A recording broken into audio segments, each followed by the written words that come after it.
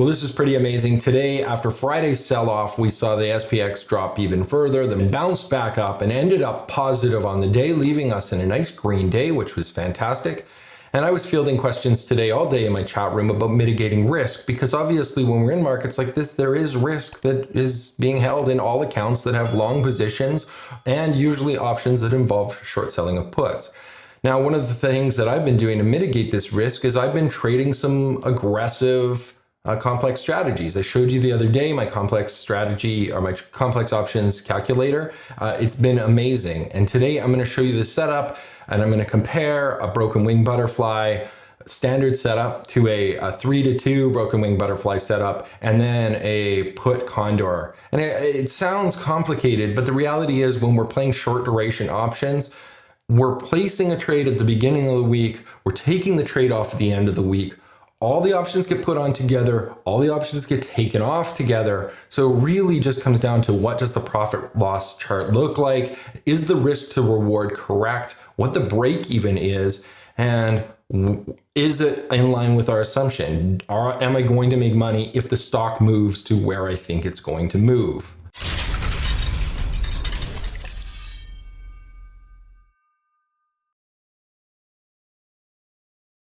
Hey everyone, welcome back. My name is Levi Woods. This is Drawbridge Finance. As always, this isn't financial advice. I don't offer financial advice in any way, shape, or form, even on my Discord. What I do is I post my trades. Now, recently I've been asked, because I've been posting some more complex trades, why do I do it? And the reality is I trade these trades with my own money. I don't do it for other people, I do it for me. So when I am taking on a trade, I want to risk less. I want to potentially make more, and I want to go with my assumption. So today I'm going to show you a trade that I placed today. Now, I placed a couple new trades and they were all pretty similar to this. Now, this one that we're talking about is on Lyft, and you'll look at it and you'll be like, holy, this is a bit crazy how complex this is. What have you got going on here? I see you've got 2 long puts, and then you've got 3 short puts, and then you've got a long put. And the reality is it's not that complicated. If we look at the chart, this is what I'm doing. I'm building something that is appropriate to my particular assumption. My assumption at this point in time is that Lyft is going to drift down this week somewhere around $29. And what I want to do is I want to avoid losing money if the stock moves sideways or goes up, but makes money if I'm right and it goes down. And that's as simple as it is. So I'm going to show you a couple of setups that are really straightforward. Now, the chart that I'm showing you is the complex option comparison calculator. It's available on my website, and it's really basic. When I place a trade, so in this case, I'm looking at Lyft, the current share price is $31.50. And when I placed this trade this morning, I was looking at the screenshot and I was looking at some really basic setups. Well, one of the most basic ones for a limited loss strategy with a bit of downside potential is to just target a butterfly, with a broken wing butterfly with the short puts at my target price. And I said I think that Lyft is going to go down to around 29 bucks. So that's where I place my short puts, 2 contracts. Then I'm buying a long put to limit the risk. And in this case, you can see that the width of that spread is $2.50, and I've got 1 contract. I've got also a long put on the top side, which is where I'm going to make money. If the stock goes down, this is the contract that's making money because I own it, and it will be increasing in value if the stock goes under $31. I've got a single contract of that. Now, the problem with butterflies in general is that they're often open for debits unless they're at the money. And in this case, my assumption is the stock's going to move down. So I want it to not be at the money. I want it to be below. And in this case, it would actually cost me a debit of $23. So when I look at this profit loss chart, I'm like, oh, this is fantastic. If the stock is trading at $29, I make this awesome potential profit. And how much can I make? I can make 167 bucks on this, which is great. The problem with this trade is right here. If the stock doesn't move at all, or if it goes up, I'm actually out of pocket 23 bucks. Now, the nice thing about butterflies is they're super low risk. The potential max loss on this trade, I would have to buy out the spreads. It's going to cost me about $73 total loss. If I'm completely wrong and the stock just totally dumps, it's going to cost me about 73 bucks. And I think that I can improve on this. So the first thing that I can do is I can just load up a slightly different scenario. Now, I'm not showing you how to input this because I already did a video on inputting into this comparison calculator, which is awesome. It's available on my website. So if you don't already have it, a trade like this is going to pay 75% probability that it's going to make enough money to buy this spreadsheet twice over. So it's an incredibly inexpensive spreadsheet for the power that it offers. Now the long put in this case is 26.50. It's the same strategy here, except I'm buying 2 contracts, then I'm selling 3 of the put strikes. This is a total advantage to butterflies if you just increase the number of short strikes by one variable or one more contract, and then we buy one more long put.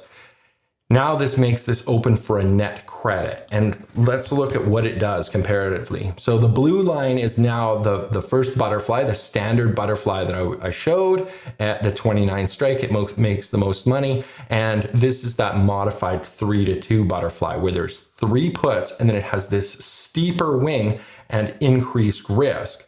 Then it's substantially more money. You know, this is now risking $258, but there's also potentially more gain. It could make up to $232. So actually the risk to reward is pretty even. You know, you could make a lot and you could lose about the same amount. It's about a 1-to-1 risk reward ratio. The nice thing about this trade is that if the stock stays at the same price, I get to make $42, which is a pretty awesome return on investment considering the low risk that I'm taking. But the problem with butterflies is that they require us holding the position right to the very last minute because of this very high spike. So in order to make maximum profit, you have to really pin the stock. It has to be trading right at 29 bucks. And I'm just going to show you what happened last week with Lyft. If we look at last Friday, so Friday, this was the opening move, and Lyft was trading at up as high as $34. And in the last half an hour of the day, it dropped 50 cents in the last half an hour of the day. So if I was in a position that I was feeling really confident about, there's a substantial move in the last part of the day, and there frequently is on Fridays. So it's very, very difficult to pin these butterflies, even when they're going well right up until the last moments, which is really, really sucky. And it's why gamma risk affects stock movement like this and makes these increase in value or change to their final value in the very last few minutes of the day.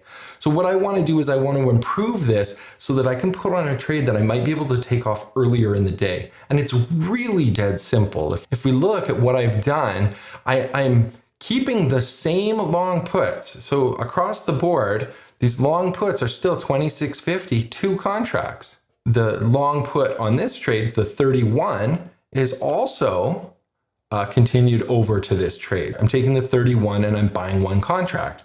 It's just the guts that I've moved around. Instead of selling 3 contracts all at 29, I just spread them out a little bit. 27.5, 29, and 30. And what does that look like? When we look at it, instead of being all 3 at 29, we now have this kind of weird shape in the middle.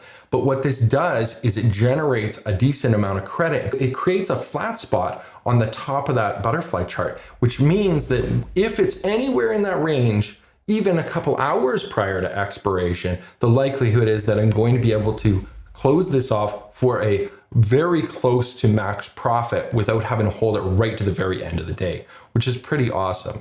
So if we look at this, I'm just going to load it up on the chart and you be the judge of what's going on here. In this case, because I'm starting the trade for $34. If the stock stays where it is, I make $34. If the stock goes up, I make $34. My max risk on the trade, this yellow line, is $216. So I have less overall risk compared to the $258. And if I'm correct and the stock stays the same or drops down to this 29 strike, I have this very wide profit chart, which I can still make $134. Now, this is an amazing return. It's like 50%. Remember, my max risk is $216. So I'm making over a 50% return, and I make that as long as the stock stays somewhere between $29 and $30 is the flat spot in this case. The beauty of this is that I have a lower break even too. If it is moving around, I'm not trying to wait for this pinning position, but I can just get out earlier in the day. And so this makes me sleep way better at night. And I know that I'm not fussing around with these anyways. I'm not going to change this midweek. I'm just going to put it in on Monday, and close it where it is on Friday, and that's it. These are the types of trades that are gambling money. They're small risk, but they're super high reward. Now, if you're interested, it is the beginning of the month, so it's the best time to join my chat room. Hopefully you become a member and stick around for a long time, because I have tons of knowledge to share with you and I would love to see you there. Thanks so much for watching, and let's get rich together.